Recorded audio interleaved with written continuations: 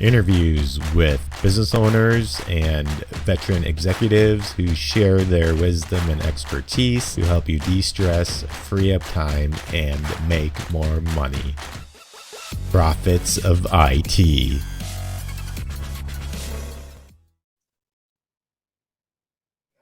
Welcome back to the Profits of IT.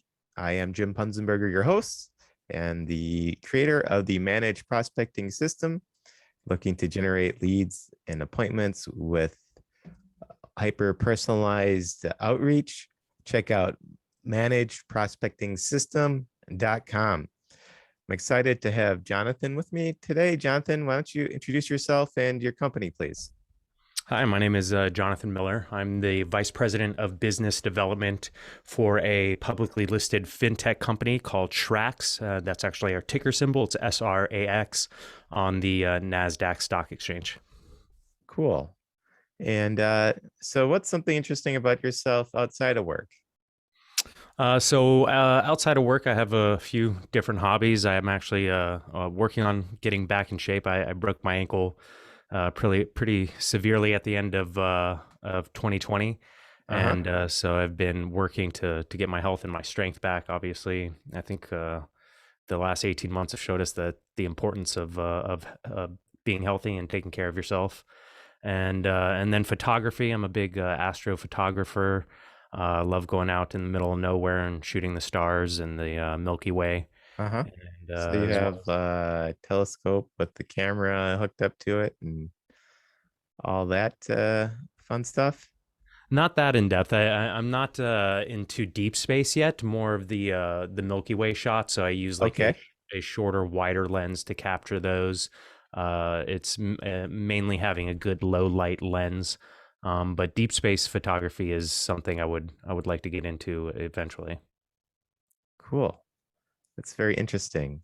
Yeah. So, Jonathan, what would you say has been some of your keys to success in business, or what might be your superpower? And how can others learn from that and apply that in their own lives and their own businesses? I would definitely have to say the key to being successful in anything has to be persistence, number one, and then confidence in yourself, number two. Nobody starts at the top. For the most part, we have to climb and crawl our way from the bottom somewhere. And I started out working probably every odd and end job you can imagine, from painting to managing a nutrition club to personal training, and then had the unique opportunity to work with a digital media company. And when I first moved to LA, work with a lot of social media influencers and stuff like that. And that sort of led to me crossing paths with my CEO, Chris Maglino of Shrax. And it kind of just was that thing where, if you keep looking and keep pursuing different opportunities, you'll eventually meet people that will help open the right doors for you. And he was one of those people for me in my life, and believed in me and my ability, and started with the company pretty much at the ground floor. It was a still startup company at the time, 6 years Uh-huh. ago, and worked my way up, and consistently. The persistence thing is, like I said, the most important, especially if you're in a sales or a business development role. I'd have to say 95% of my job is dealing with rejection, and that Uh-huh. applies to any sales job. So having the knowledge to go out there and know that it's a numbers game, and the more and better you qualify your leads, the better outcomes you'll get, and the more numbers you pursue, obviously, the better outcome as well. Definitely. And so do you have any tips on developing persistence if maybe you haven't been the most persistent person in the past? Yeah, a lot of it has to do with self-discipline, and this is something I really thought about, especially over the last year, as most of us that were able to began working more and more remotely. I was somewhat remote, in a remote position before, but still visiting on agencies and stuff like that. But now, over the past 18 months, it became completely virtual. So having to create that discipline in your head, I think, is something that every person faces. It's almost like a battle of two voices is what I like to call it in your head. And one is, that apathetic voice that wants to stay lazy and stay boring and find the easiest way out. And then there's, I think, another side of us and most people that is hungry for more and knows that they're able to accomplish more. And it's about listening to that voice over the other voice and creating that discipline that you need to be successful, because nothing's going to come easy or be handed to you. And if you don't have that in yourself, then I think it's very challenging to create the kind of life you want. Uh-huh. That makes sense. Any other tips on this topic? I would just say that right now, in the last 18 months, a lot of unique opportunities have opened up and a lot of doors have closed for a lot of people. But I think we're at a transformational point, a pivotal point in the world's history.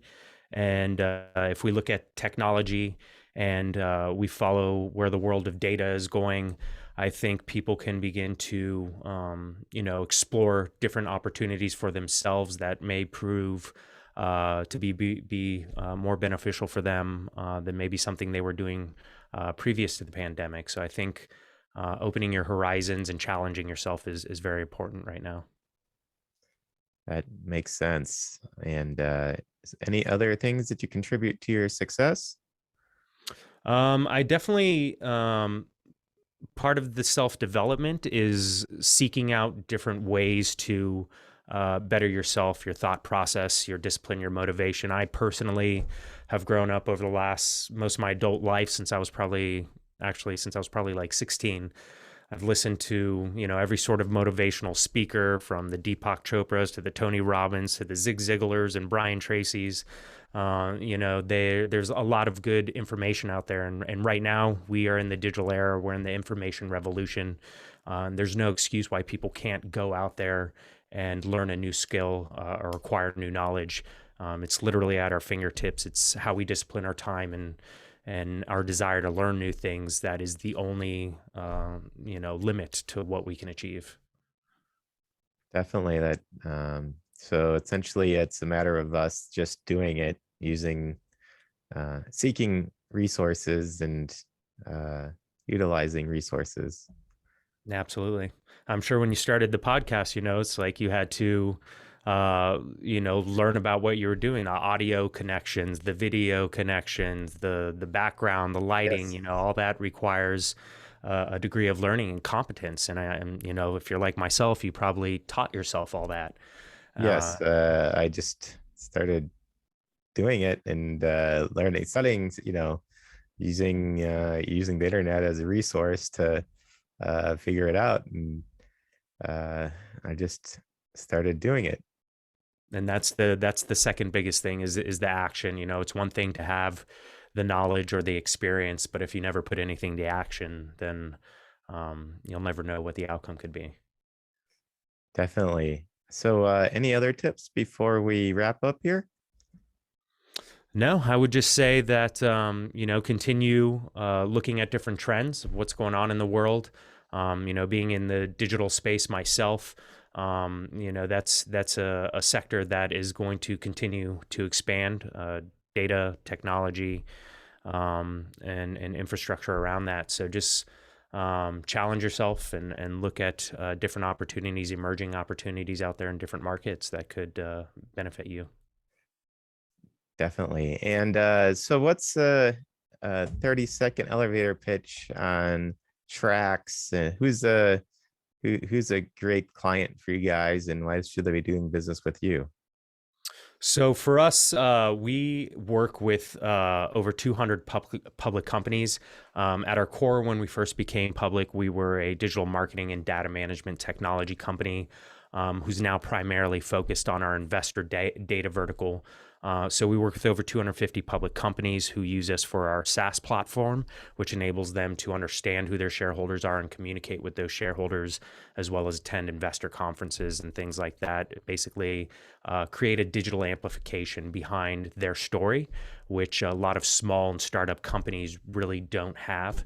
And so I think as the landscape has changed over the last year, as we've seen the power of retail investors in the market, it's become more important for companies to understand who these people are and how to communicate with them. Got it. And somebody wanted to get a hold of you. How would they go about doing that? So if you want to check out our company, you can go to www.srax.com. And if you want to reach out to me directly, we have a great referral reseller program if you know anybody in the C-suite and the public markets. And it's going to be my first name, jonathan.miller@shrax.com. Cool. And thank you for your time here today and sharing your wisdom. It's been great.